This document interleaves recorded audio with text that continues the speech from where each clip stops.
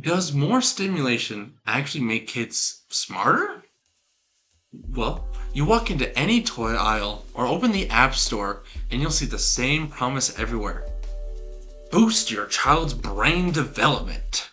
Lights, sounds, interactive screens, everything is designed to stimulate. But here's the question. What if more stimulation doesn't actually help the brain, and it can actually sometimes make things worse? Well, the myth is simple.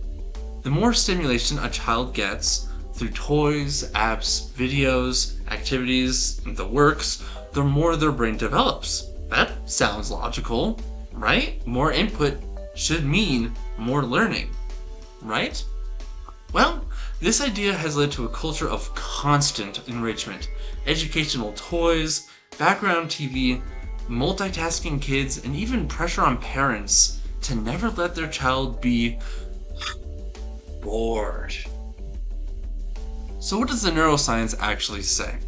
Well, research in cognitive neuroscience tells a very different story. The brain doesn't just grow from more input, it grows from meaningful and manageable input. When stimulation becomes constant or overwhelming, the brain has trouble filtering what actually matters. For example, a 2024 study found that children in overstimulating environments actually showed reduced attention performance, not improved. This is tied to something called cognitive load, which is basically the amount of information your brain can handle at once. Research on working memory also shows that the brain has a limited capacity of this. When too much information comes in all at once, performance and attention both drop. Too much input at once doesn't enhance learning, it just clogs the system.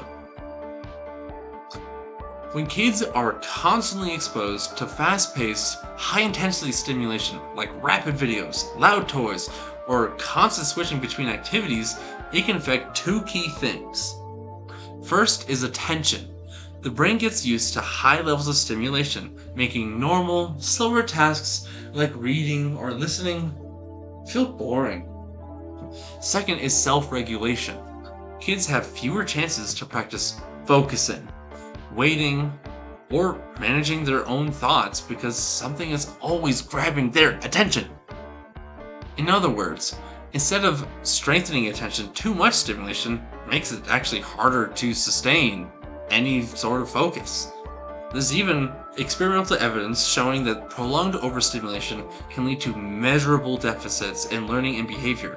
And a recent review in BMC Psychology found that fast-paced, highly stimulating content, again, will overload cognitive resources and make it harder for children to then focus afterwards.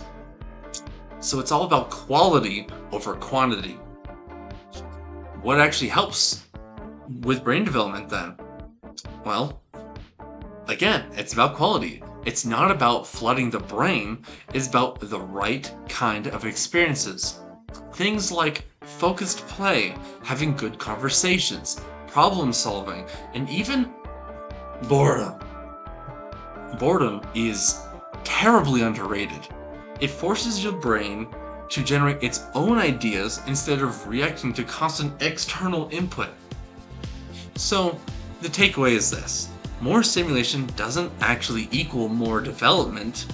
The brain isn't built to handle constant input. It's built to select, focus, and make meanings. And sometimes the best thing for development is to actually give the brain a little bit less. So maybe take a break, read a good book, and go outside.